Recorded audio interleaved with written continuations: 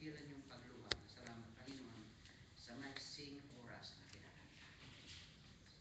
Kaya tayo magpapatuloy sa paglawat ng ating pakikinig sa salita ng Diyos ay lalo na nating maunawaan ang kahalagahan. Tayo tumayo at basahin natin sa salita ng Diyos na ating pagbabasahin sa mga. Matatagpuan ko sa aklat ng Lucas. Makishare na lang yung mayroong Biblia sa mga kababayan natin. Sa aklat ng Lucas chapter 15 verse 11 Lucas chapter 15 verse 11 to 24. Ito'y isang napaka-famous na itong kwento sa Biblia nito. Akin po siyang babasahin. At sinabi niya, may isang tao na may 2 anak na lalaki. At sinabi sa kanyang ama ng bunso, Ama, ibigay mo sa akin ang bahagi ng iyong kayamanang nauukol sa akin. At binahagi niya sa kanila ang kanyang pagkabuhay. At hindi nakaraan ang maraming araw ay tinipong lahat ng anak na bunso ang ganang kaniya at naglakbay sa isang malayong lupain at dooy inaksaya ang kanyang kabuhayan sa paluging pamumuhay. At nang magugol na niyang lahat ay naroon ng isang malaking kagutom sa lupaing yaon at siya'y nagpasimulang mga ilangan. At pumaroon siya at nakisama sa isa sa mga mayayaman sa lupaing yaon at sinugot niya siya sa kanyang mga parang upang magpakain ng mga baboy. At ibig sana niyang mabusog ang kanyang tiyan ng mga ipa na kinakain ng mga baboy at walang taong magbigay sa kanya. Datapwat nang siya'y makapag-isip ay sinabi niya, ilang mga alilang upahan ng aking ama ang may sapat na lumalabis na pagkain. At ako rito'y namamatay ng gutom. Magtindig ako at paparoon sa aking ama at sa aking sasabihin sa kaniya, Ama, nagkasala ako laban sa langit at sa inyong paningin. At hindi na ako karapat-dapat na tawaging anak mo. Gawin mo akong tulad sa isa sa inyong mga alilang upahan. At siya'y nagtindig at tumaroon sa kanyang ama.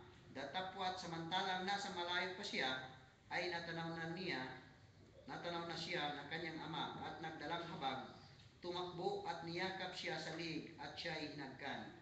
At sinabi ng anak sa kanya, Ama, nagkasala ako laban sa langit at sa iyong paningin. Hindi na ako karapat-dapat na tawaging anak mo. Datapwat sinabi ng ama sa kanya, mga alipin, dalhin ninyo ritong madali ang pinakamabuting balabal at isuot ninyo sa kanya at lagyan ninyo ng singsing ang kanyang kamay at ang panyapak ang kanyang mga paa. At kunin ninyo ang pinapatabang buya at inyong patayin at gayoy magsikain at mangagtuwa. Last verse, sapagkat patay na ang anak kong ito at muling nabuhay, siya'y nawala at nasumpungan at sila'y nangagsimulang mangagtuwa. Inihiling ko po ang panalangin ng ating kapatid na si Brother Art De Leon. Kung Diyos na may bigay ng dakilan at kapalitan sa lahat natin sa versikulo ito na pagbabasihan ng iyong mensahe sa mga Diyos. Salamat na binibigyan kami ng pagkain sa aming pagkatawang lupa. Higit sa lahat, mga Diyos, pagkalog niyo sa amin ang mapagkain ng aming mga kaluluwa na sa laging mas kakailangan sa aming pagtahak sa mga pagbubuhay sa mundo. Ito pagpalain sa aming puso at isipan na kaya na namin itong may pamuhay, ang aming mapapakinggan, at ang inyong alipin na inyong tinayong mga Diyos. Bigyan niyo ng kataliwan, kalaman, karunungan upang may pangaral ng iba na salita na ayon sa inyong kalooban. At inihiling din po namin sa inyong mga Diyos ang patuloy ng Banal na Espiritu na siyang magbukas ang puso at isipan namin upang lalo sa aming pakip maintindihan ang mga mensahe ito. Pinapasalamatan po namin ka din natin ang kasagupay at sa namin Panginoong Jesus. Amen. Maaari na pong makaupo, bawat isa.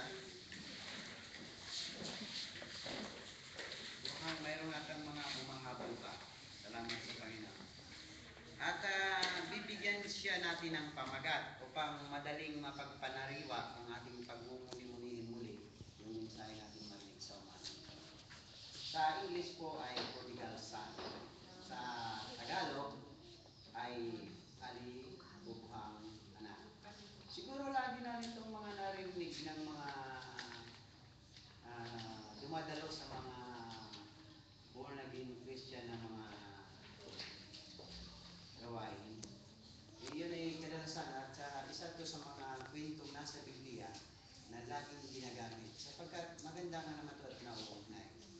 Now kung ating titingnan, yung kwentong ito'y naitala na nasa Biblia, hindi upang ito ay pag-aralan sapagkat ito'y isang magandang kwento at nangyari sa katotohanan sa buhay. Kundi ipinapakita rito, ito'y kumakatawan sa isang taong umaamin na siya ay nagkasala laban sa lipunan, sa Ama at sigit sa lahat sa Diyos, na ibig niyang magbalik loob sa Diyos. Na kung ating titingnan ay isa rin itong paglalarawan sa kasalukuyang mga nangyayari sa ating palibot. Mapansin natin dito sa verse 12, sabi rin at sinabi sa kaniyang ama ng bunso, Ama, ibigay mo sa akin ang bahagi ng iyong kayamanang naubos sa akin, at binahagi niya sa kaniyang pagkabuhay. Kung ating titingnan, ay ito'y nagpapakita na mayroong isang pagpili sa marangyang buhay. Ibig ng bunsong anak na piliin yung buhay na malayo sa kanyang ama o sa kanyang magulang. Sapagkat yung kanyang magulang ay tumutukoy ito na sila'y mabuting mamamayan sapagkat sila'y maingat at ginagamit yung kanilang kabuhayan sa maayos na pamamaraan, sa kabukiran, sila'y nagpapagal. Subalit, kung ating titingnan, ang tao, kapag mayroon siyang sapat at sapat, masagana na mga material o pera, hindi niya naaalala ang Diyos. Mayroong ganun ng karamihan sa kapag malakas ang katawan, hindi niya maalala ang Diyos, kundi ang nasa kanyang kaisipan, paano niya gugulin yung lakas. Paano pakikinamalalo na kung bata pa, lalo sa kababayan, kung nasa period pa na siya ay sa kabataan at maganda yung kanyang aura, yun ay higit niyang pinagpapahalagahan.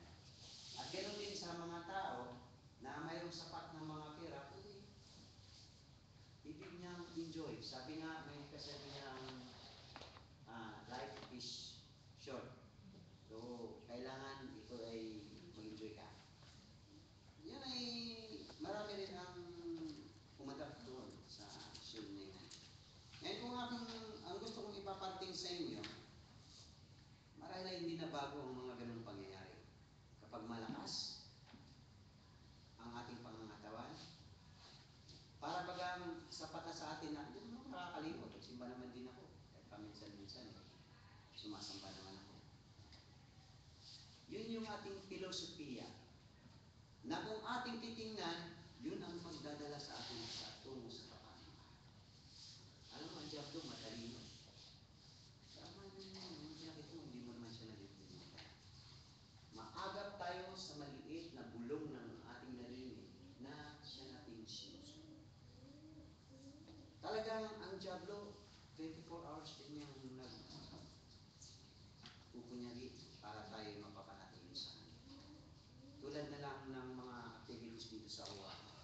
Na kung tutusin sa halip ang bawat isa dito ay nasa gitna ng bayan, pag-aalala. Subalit, mayroong mga pinopromote, mayroong mga pagkakabisihan.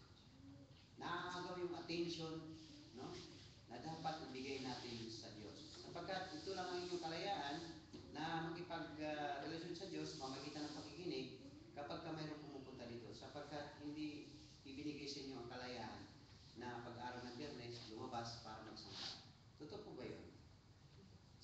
ang siyang dinadayo at inaabot. Subalit mayroon ding paraan ng diablo. Dililibangin kayo. Salip na kadalasan yung oras na nagagamit natin, isang araw nga lang ini sa isang linggo. No? Yun lang ang halos natin na ibibigay sa Diyos. Pero mayroon pang mga advertisement na yun ay nababawas. Kaya, lagi kong pasalamatan ng Diyos sa mga kaluluwang interesado natin sa salita ng Diyos. Dito natin nakikita na sa pag-google, no? Sa panahon na ating inilalabid dito sa lupa, siya ay tayo pa rin ang siyang pumipili. Bagamat ibig ng Diyos na ang lahat ay gamitin yung panahon para sa Panginoon, kung hindi rin natin susundin at hindi natin siya pipiliin, malaya pa rin tayo kasi hindi sasaklawan ng Diyos yun. Ngayon, sa verse 13, ipinapakita rito na matapos niyang masamsam, no, makuha yung kanyang mga karapatang pag-aari mula sa kanyang magulang, sabi nga rin ni 13, at hindi nakaraan ng maraming araw ay tinikong lahat ng anak ng bunso at ganang kanya ay naglakbay sa isang malayong lupain at do'y naksaya ang kanyang kabuhayan sa paluging pamumuhay. Ibig sabihin, paglustay sa kabuhayan. Ngayon, ipinapakita dito na ginugugol yung time niya sa kasamaan. Kung ating titingnan, pagka sinasabing ginugulan ang panahon sa kasamaan, ito'y tumutukoy na nandun tayo sa kalagayang makasalanan. Walang pangyayari na ikaw ay yung panahon mo, yung oras mo, ginugugol mo sa kasamaan at ikaw ay nasa mabuting kalalagayan. Kundi, alam mo yung kasalanan, pagka yung yun yung laging bumibihag sa tao eh. Pagka siya sagana at ginugugol na enjoy ang tao. No? Kapag mayroon siya. Ngayon, nakikita natin na hindi na lang niya namalayan sa pagdating ng oras, anuman ang dami ng kanyang pag-aari sa paluging pamumuhay, ito'y tumutukoy na maaaring maubos kahit ano yung ating mga tinatangkilik o pag-aari. Lakas ng ating pangalan. Sapagat ganyan ang kasalanan eh. No? Ilulog mo nga, sabi nga sa ilustrasyon eh, na alam niyo ba yung kumunoy? No? Kapag ikaw ay nasa kumunoy, ang magiging kalagayan mo, ikaw ay palubog ng palubog. Alis na kung mayroong magre-risk sa iyo para makaawag ka. Subalit kung ikaw lang, yun, ini-illustrate doon. Kapag ang isang tao nasa kasalanan, kahit anong gawin niyang pag-aamon, kahit anong gawin niyang pagbabago, hindi niya kayang gawin ang bagay. Dahil ipinapakita ng Biblia, no? Kailangan ang magbago sa atin ay ang Diyos. Amen. Hindi ang religion, hindi yung ating mabuting gawa. Totoo na binigyan tayo ng katalinuhan ng Diyos, no? Para gamitin natin ito. Subalit, mayroong limitasyon. Mayroong limitasyon yung kapangyarihan yun. Sapagkat ang Diyos ang siyang pupuno. Gawain ng Diyos ang magbago ng tao. Bagamat mayroon tayong partisipasyon, subalit, kailangan ang Diyos ang siyang magbago. Amen. Kaya pinapakita dito na ang talagang ginagawa ng kasalanan, mamamalayan lang natin. Yun ba'y hindi ko alam kung ito yung naranasan rin. Na kapag ka mayroon tayong ginagawa, halimbawa, simpleng illustration yung pagsisinungaling. Di ba, napakadaling gawin yun eh, yung pagsisinungaling. Pero pagka natapos at nakita mo siya, halimbawa, nagsinungaling ka laban sa kanya, nalaman niya. Nandun na yung kaba, di ba? O, maliit lang yan ang sinasabi mo pagsisinungaling, pero nagbibigay sa'yo na hindi ka magiging komportable. Yung gagawa-gawa ka ng kwento, no? Mayroon kang tinatago. Ibig sabihin, yung bunga na yun, sa simpleng umpisa, subalit ang ibinubunga doon ay lalaki-lalaki sinungaling. Hanggat kung ikaw ay masukol na, magre-react ka ngayon. Magagalit ka. Diba? Pero ang pinagsimulan nun ay sila maliit lamang na bagay. Na kasalanan. Pinapakala. Halimbawa, sa inyo sa dito, ewan ko, hindi ko sigurado na ito'y ginagawa, pero mayroong mga pangyayaring posible na. Halimbawa, sa inyo rito ay sama-sama kayo. Ngayon, personal na mayroon kayong mga konting kagamitan, lalo sa pampaligo, paglilinis ng mukha. Minsan, umaalis yung mayari ikaw. Tapos, yung kasama mo gustong gumamit. Wala ka. Kumuha siya. Napansin niya ngayon.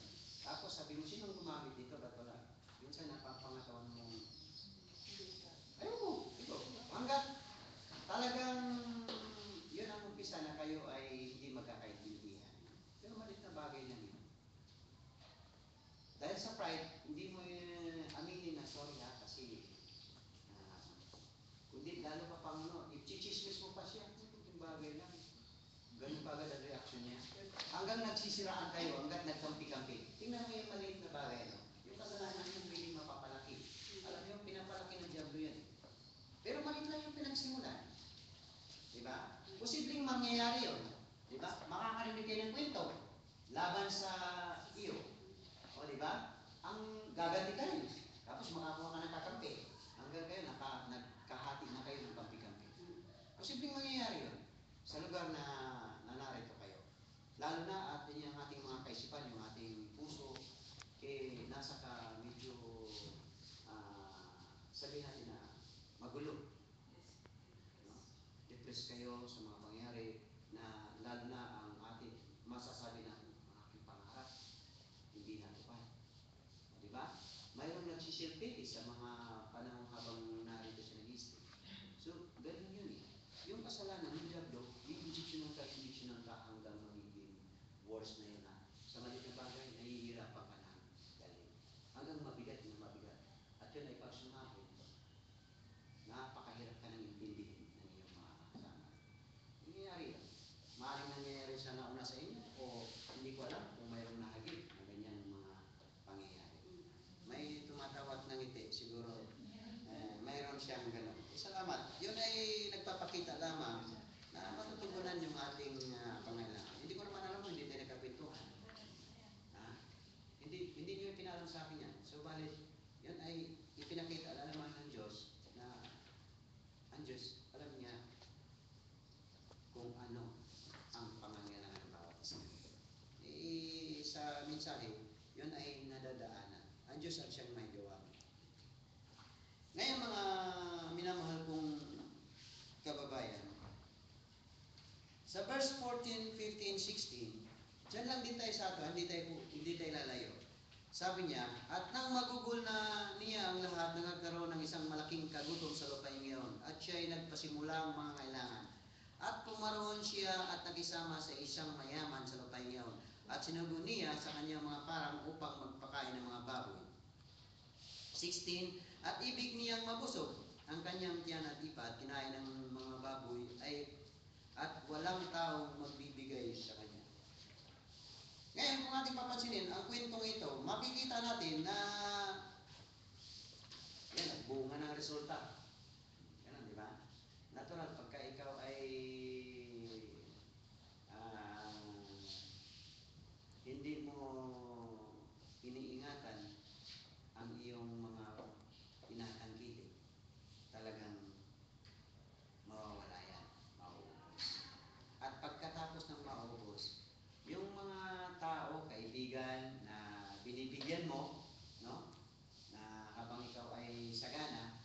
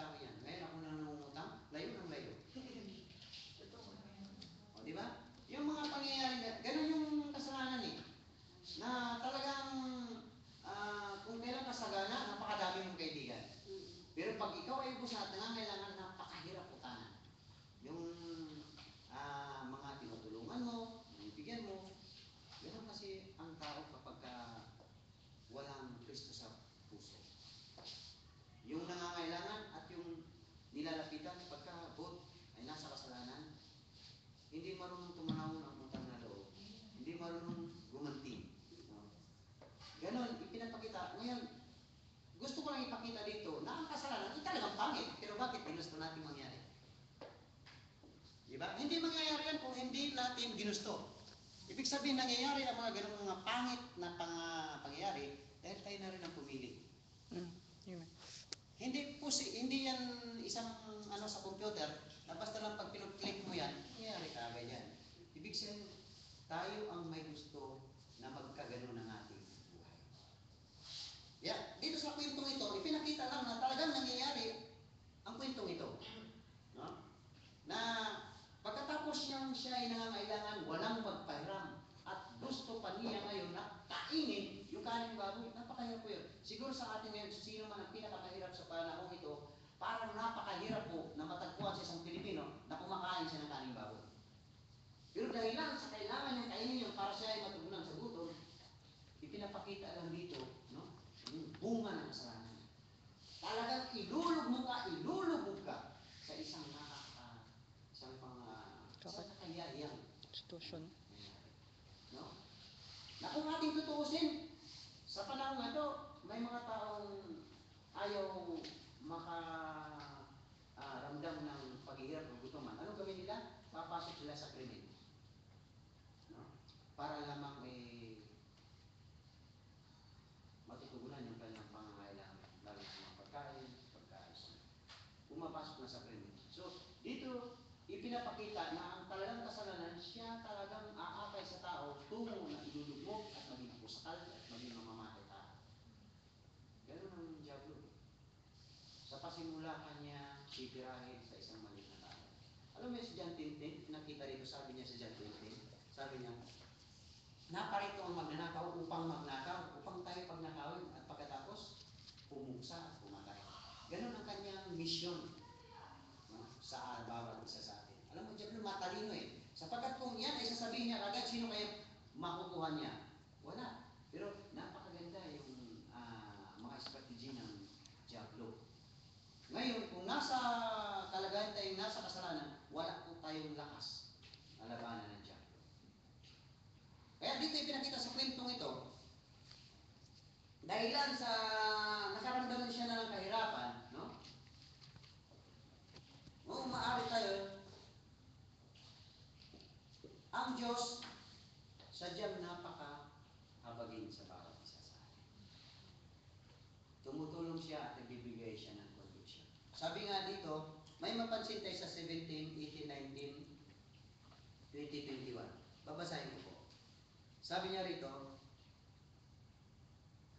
datapat nang siya ay makapag-isip at sinabi niya, ilang mga alilang upahan ng aking ama ang may sapat na lumalabis sa pagkain. Doon sa verse 12 pa rin natin yun, sa teksto.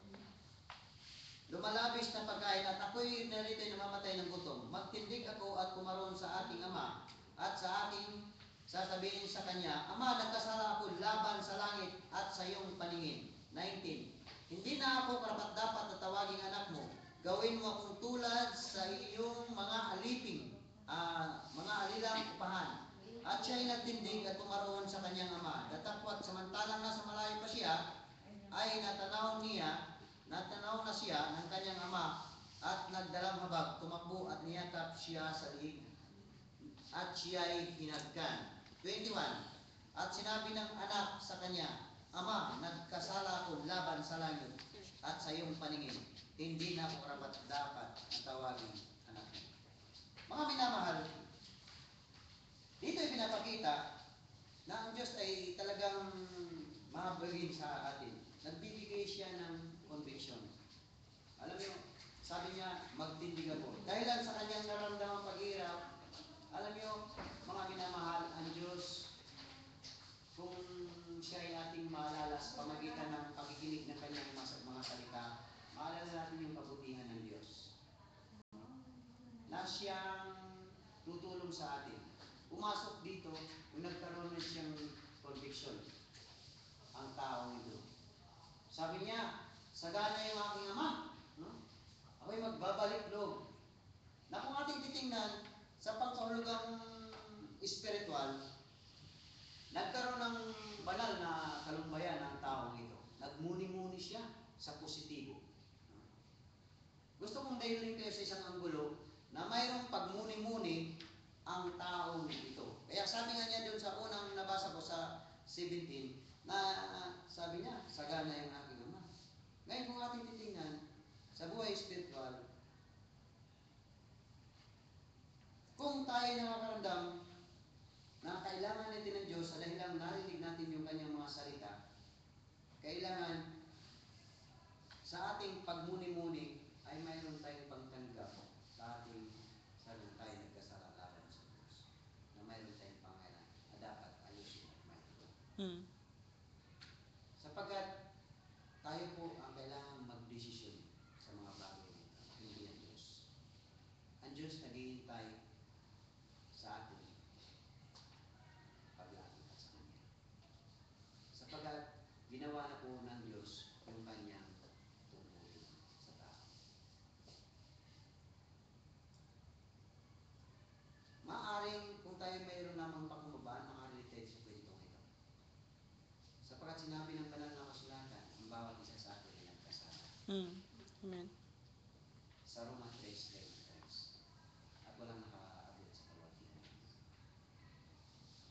Hindi pa natin pwedeng ipagpalagay sa ating sarili na tayo yung tinutukoy ng Biblia. Tayo yung nagkasala laban sa Diyos na kailangan magpanumbalik at magpanagpanagay ng ating Diyos. Sapagkat yung relasyon ng tao at Diyos, una ay napakabuti, maayos. Subalit dahil pumasok yung kasalanan, ito'y nasira. Kaya kung ating pabasahin yung aklat ni Propeta Joel, nandun yung kanyang pananawagan na kailangan ng tao magpanito. Sapagkat ang tao ay likas na nag-iimagsik sa Diyos dahil sa kasalanan. Tayo yung tinutukoy. Yung mga hindi pa nagkaroon ng relasyon sa Diyos, yung hindi pa naging mga Kristyano, tayo po yung tinutukoy ng Biblia. Salamat sa Panginoon. Yung mga naging Kristiyano ay nakaalpas na sa lamang kalagayan.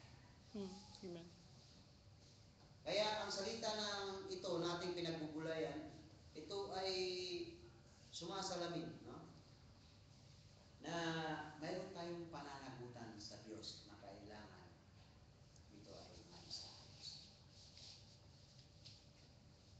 Mga minamahal kong kababayan, ang Diyos ang siyang tumutulong sa atin upang maramdaman natin ang bagay na yun. Na magkaroon tayo ng pagpakumbaba at pag-amin sa Diyos na kailangan pagsisisihan po natin ang ating mga nagawang kasalanan. Sapagkat sabi niya sa Roma 3, araw na 6:20, na ang kabayaran ng kasalanan ay kamatayan. Ibig sabihin sa 18:4, ang lahat ng tayo nagkasala ay mamamatay. Ngayon, alam niyo po ba ang ipinakita doon? Inilarawan yung magiging kalagayan ng isang makasalanan na madatnan ng Panginoon sa kanyang pagpapaluto. Sa Revelation, basahin mo nga, kung ano ang nagiging kalagayan ng isang makasalanan na pagbalik ng ating Panginoon at nadatnan siya sa ganung kalagayan, ano ang kanyang magiging kalagayan? Revelation, ano yung verse 4? Siguro. Yung nasa dagat-dagatan ng buhay, nangangalit. Mga kapatid, nangyayarapan ako sa aking ba yan? O 20? 21:8. Pakibasa nga. Sa Oh. David, verse 4, sa kanya. Okay. Ngunit sa mga duwag at sa mga hindi mananampalataya at sa mga kasuklam-suklam at sa mamamatay tao at sa mapakiapid at sa mga manggagaway at sa mga mapagsamba sa Diyos-Diyosan at sa lahat ng mga sinungaling, ang kanilang bahagi ay sa dagat-dagatang nagliningas sa apoy at asupre na siyang ikalawang kamatayan. Tingnan nyo, nandun pa yung sinasabi na nangangalit yung kanyang, yung sa tindi ng kirot, no? Bagamat ang tao ay patay na siya, subalit hindi po siya fireproof. Nararamdaman niya po yung init yung nasa interno siya. Na talagang hirap na hirap siya. Sa Marcos ba yun? Yung inilarawan na kung gaano, sa Matthew ba o sa Marcos o sa Lucas na inilarawan na nakikiusap siya, no? Na talagang yung kanyang ngipin nagnangalit, no? Sa tinting. Yun po ang magiging kalalagayan ng masumpungan. Sapagkat sabi ng Biblia, tayo yung pagsusulit at pag nasumpungan, tayo titimbangin. At kung yun ay mapapatunay na tayo nagkakasala, yun po ang ating magiging kalagayan. Kaya sa panahon ito, pagmumuni-munihan yung ating mga sarili kung ano nga ba tayo sa harapan ng Diyos. Sabi, tinatagda sa tao, mamatay minsan at pag-uupo. Ibig sabihin, dating tayo sa puntong iyon. Wala pong makakaiwas. Lahat tayo mamatay. Ngayon, pagka sinasabi pa rin ng Biblia, makamtan man ng tao ang buong yaman ng sanglibutan at kung mapahamak man ang kanyang kaliwa, anong pagkilaban. So, ipinakita nito, mayroong isang pag-aari ang tao isang kaluluwa na yun dapat maingatan. Ibig sabihin, walang may tumbas ito. Ngayon, kung wala tayong yaman, talo na tayo. Ngayon, kung may yaman pa rin tayo, na katulad ng nababanggit na napakayaman at mapapahamak pa rin tayo, hindi natin kayang bayaran na, hindi natin kayang bilhin sa Diyos yung buhay na pangako ng Diyos. Kalugihan pa rin ang mga bagay. Ngayon mga minamahal, dito ay pinapakita sa kwentong ito, kung ating i-relate, isang pangit na